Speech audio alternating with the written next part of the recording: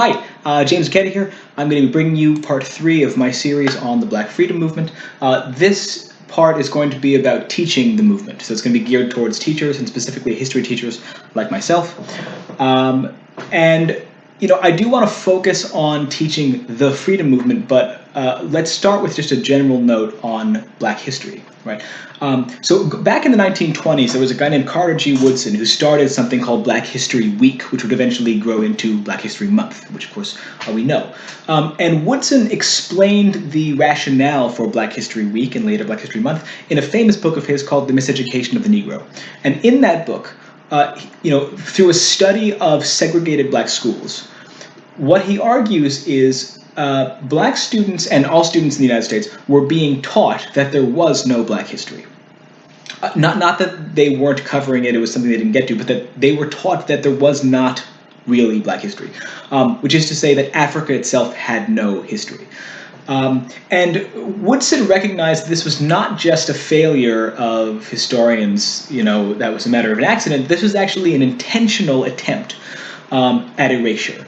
Right, Woodson recognized that part of the project of white supremacy in the United States and globally was to erase the history of Black people, and thus focusing on studying Black history was a means of undoing a historical wrong, which was intended to control people. Right, just to give you an example of this, I just pulled up in 1856, a couple of years after the start of Putnam's Monthly, which was a magazine, there was an article in July of 1856 in Putnam's, and it reads as follows. This is all a quote. The most minute and the most careful researches have, as yet, failed to discover a history or any knowledge of ancient times among the Negro races. They have invented no writing, not even the rude picture writing of the lowest tribes. They have no gods and no heroes, no epic poem and no legend, not even simple traditions. There never existed among them an organized government. There never ruled a hierarchy or an established church. Might alone is right. They have never known the arts. They are ignorant even of agriculture. The cities of Africa are vast accumulations of huts and hovels. Clay walls or thorny hedges surround them, and pools of blood and rows of skulls adorn their best houses. The few evidences of splendor or civilization are all borrowed from Europe. Where there is a religion or creed, it is all that of foreigners. All knowledge, all custom, all progress has come to them from abroad. The Negro has no history. He makes no history. Now, it doesn't take a genius to recognize the complete absurdity of this sentiment, but what Woodson realized was that this kind of idea that there was no Black history was an invention, again, of white supremacy in order to justify the dehumanization and the control of Black labor. And so he realized the study of Black history was the way to counter that. And so in this vein, we think about studying Black history and specifically the history of the Black freedom movement. This is about empowerment. Ultimately, the goal here is to empower students through kind of an honest contextualization of our present. We want to provide students with an understanding of the past which allows them to understand the present, right? Provide the conceptual frameworks that make the world intelligible. And through this, they gain power. Okay, so that's just a basic point. So what I'd like to do is run down a few of the key concepts in teaching specifically the freedom movement, the Black freedom movement, in a history classroom, right? What are the sort of big things you want to focus on in the attempt to create this environment where students can generate a sense of power? One thing is that, and this is speaking to a phenomenon I see a lot in my own life. The creation of a world system rooted in racism was not an accident or a mistake, which is to say racism was not an error or an accident or a mistake. It was something which was intentionally generated as a way of controlling labor. Okay, this might seem obvious. I would hope it's obvious, but something which is again really quite common, and it's in a way that's pretty unsettling, is I'll hear people talking about, in particular, the era of slavery, and describe this as a mistake of the United States. It's an error.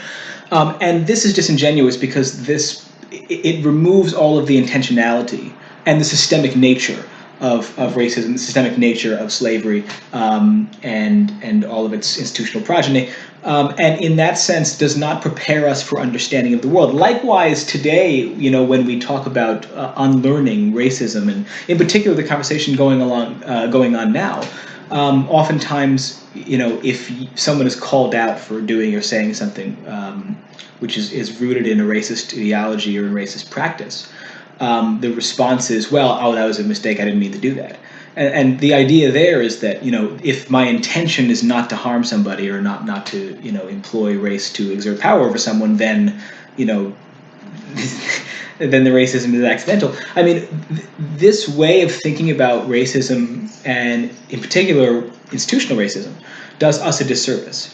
And as educators, it is important for us to acknowledge that any kind of remnant of racist ideology, or indeed any kind of lived racist practice, is not merely a matter of accident; it's a matter of inheritance. Okay, and whether or not a lot of times defensive teachers get caught up on, sort of hung up on being defensive, but we have to really understand what it is we're looking at if we're going to get anywhere. Okay, so that's one thing. Another one is that in history, nothing just happens, right? There is a false way of framing the history of the Black freedom movement wherein progress is assumed to be linear and assumed to be constant, right? Such that you say, okay, things are pretty, there might be, issues of structural racism now, but they were worse 50 years ago, and they were even worse 100 years ago, and they were even worse 150 years ago, and so on and so forth. Such that, year after year, there is a steady, constant progress. And when operating from this assumption, one has to believe that this is just kind of a matter of the march of history. This is a natural thing that happens, that things improve. Two things about that. One, it's incorrect historically. And two, it's demobilizing, right? If you believe that things naturally improve without really doing anything, then you don't see the need to do any activism. You don't see the need to make any change in your own life because, of course, the change will happen anyway. That's deeply demobilizing, depoliticizing. When I say it's incorrect, think about, just as one instance, the history of Reconstruction. Reconstruction in the period after the Civil War was an attempt at basically a social revolution, an attempt to take an explicitly sort of white nationalist society and to create out of that a genuinely multiracial society, which is to say a society where people who were not white could have access to citizenship and to the rights therein. I'm talking about the 14th Amendment in this case, right? So if you think about that, and by the way, just to be very clear about this, obviously citizenship was kind of a bit of a murky thing in the early part of the country, but certainly in 1790 with the Naturalization Act of 1790, which defined who was able to naturalize as a citizen, the phrase "free white persons" appears. And so while there were, for example, some Asian people who were able to become citizens and such in the early 19th century, and again, this is kind of a murky category, it's important to recognize that whiteness was written into the law as a criteria, at least for naturalization. And of course, with Dred Scott, black people were barred from citizenship. And so the introduction of the idea of birthright citizenship in the 14th Amendment breaks this kind of explicit white nationalism. And you get instead the model that, anyone, regardless of race, can be a citizen. Now, of course, that wasn't realized, and it was incrementally realized over time.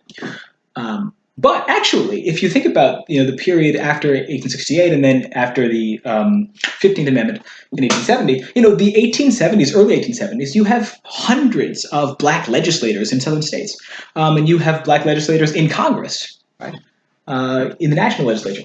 And actually, in terms of the exercise of political liberties, you wouldn't see that kind of black representation in government ever again after that, okay? It just numerically and proportionally.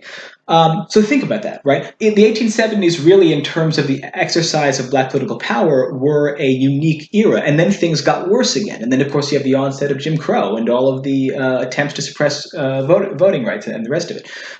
So it's not like things just got better, better, better, better. It was more like this, up and down. Right. So this is something to bear in mind. You can't teach people that things just naturally get better, because that demobilizes them, makes them think they don't have to do anything, and it also misrepresents history.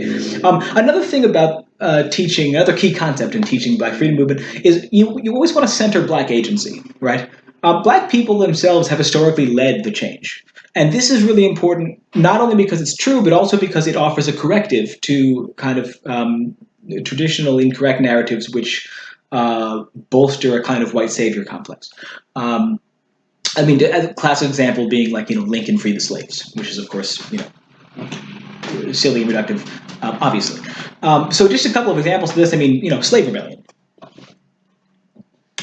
Just through acts of rebellion, through acts of maroonage and whatever else, Black people exercised control throughout the entire era of slavery on their own destinies, right? And these, although many of these were ultimately abortive attempts or didn't achieve the ends that the conspirators set out to achieve, the fear of slave rebellion completely shaped the political era of slavery. Just one example of this, the Haitian Revolution, which no real proper American history can be told without including, at least a chapter on the Haitian Revolution. The fear of another Haiti, of another successful slave revolt, struck everywhere in the American South, and certainly everywhere where Black people predominated. And so in the Deep South. And so there was, that's not just some small thing. That's a really considerable part, in particular the history of the 19th century, is the sort of fear of rebellion.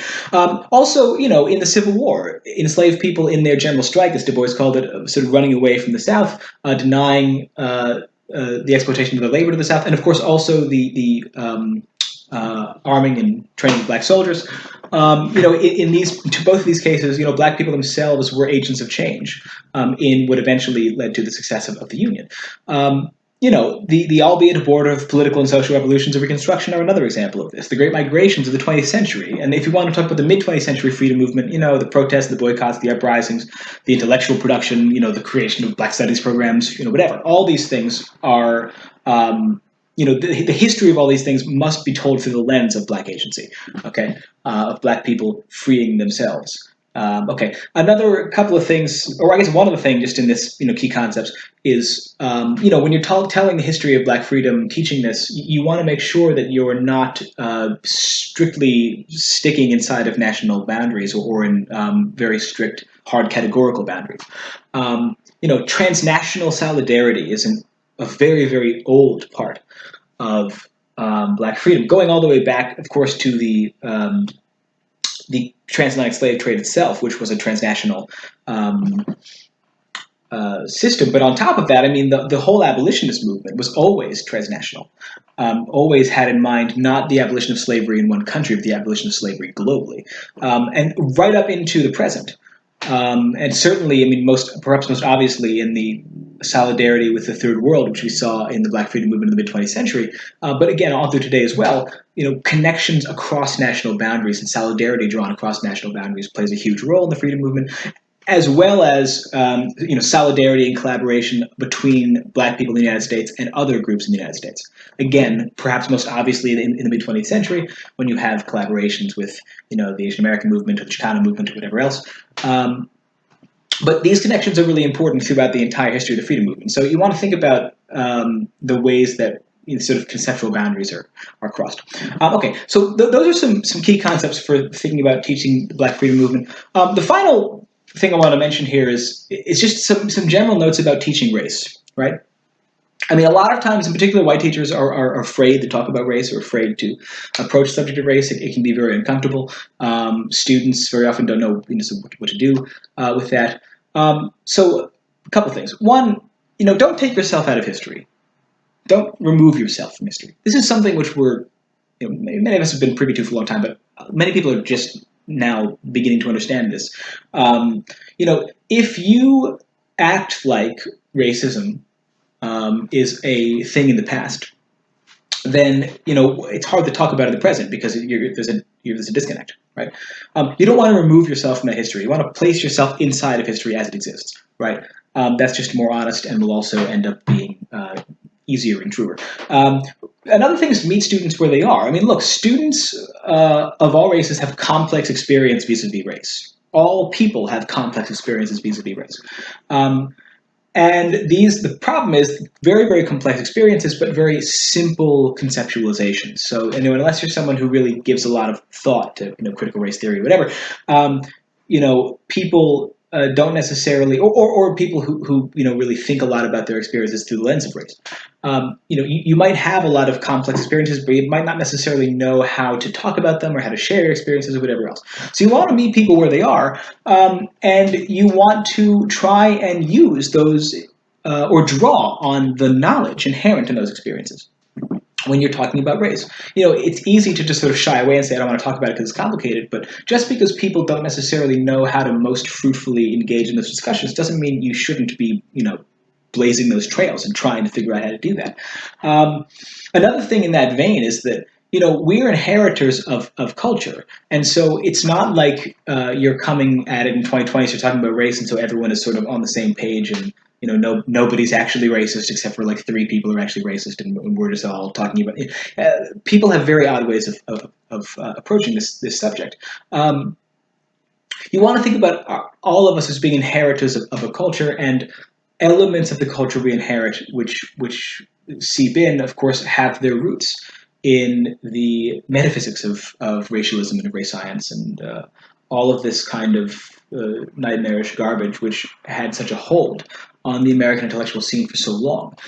Remember that it's not just the work of English and history teachers to talk about race, but I mean, the history of racism drew so much on just the justification of pseudoscience, right? I mean, science teachers need to be approaching this head on. You can't just say, well, it's 2020, all of the arguments about, biological racism have already been refuted, and so no one believes that anymore. A lot of people still draw, consciously or unconsciously, on the logics of early 20th century and 19th century race science. And that has to be addressed, and that has to be addressed forcefully, because it's something which, if you just pretend like, no one actually thinks this stuff anymore, then we ignore huge swaths of the population who of course do. And another thing about this is just in general, when you're talking about race with students, you want to think about race consciousness. Everyone is at a different place of development in terms of their relationship to race. But the way that I like to think about it is that, race, I don't think of race as an ontological category, which is to say as a category of being necessarily. I think about it as an epistemological category, as a category of knowledge generation. You live in a raced body. If you live in a raced body in the United States, then you have certain kinds. Everyone's different. Everyone's has individual experiences. Whatever. But there are kinds of experiences that are oftentimes common to groups of people on the basis of race. Again, these are not universals, but these are trends, right? And in that sense, if you have a group of people who are race and who have a certain set of experiences, even if a 15-year-old person doesn't know how to express in a way that their peers can understand, doesn't know how to express the knowledge that they've gained through living life in their body, it doesn't mean that that's not knowledge. Right? And so one of the jobs of teachers is to try and create an environment where people can figure out, how can I translate this experience, this experiential knowledge, into something which other people can understand. And, again, that's a little bit complicated, but I think if we think about identity as an epistemology, as an epistemic category, and think about experience as epistemic, that will help us a lot. And it'll help us to realize that, oftentimes when you're trying to figure out how to have these discussions, the knowledge is already there. It's just a question of how to access it, right? Okay, so all of this said, just to conclude, I think it's really important that we teach about the freedom movement, that we talk about race, and that we take the study and the teaching of Black history very seriously. And I think it's important for us to understand that, if you're someone who believes, we want to have a better world, we want to have a world that's not structured by these you know ideas and systems of racism. A better world lies ahead of a past properly understood. Okay, a better world lies ahead of a past properly understood. If you just have a vision of a future where race doesn't, affect people's lives anymore, and where there isn't racism, that's all well and good. But if you just have that and you don't understand or come from a genuine understanding of the history of race and racism, then you're not going to get where you want to go. There is a very common refrain I hear every year in my role as a teacher where people say, look, you're talking about race all the time, just don't talk about it, right? The way that you fix racism is you stop talking about it. I reject this. And frankly, it baffles me that people think this is actually a valid line of argument. Only through understanding racism can we imagine, only through really understanding racism, understanding its history and its systemic nature and whatever else, and the ways that we inherit these systems and these ideologies, only through fully understanding racism can we imagine its negation fully. Okay. There's no way we're going to meaningfully and substantively deconstruct and undo and replace systems of racism unless we fully understand them, which means we need to be engaging in these studies. Merely ignoring race or racism will not get the job done. So that's all I have to say about this. If you have any questions, let me know. In particular, educators, if you want to talk about this, I'd love to. Throw a comment in there, shoot me a message, whatever. But that's all I got for now, so thank you for watching.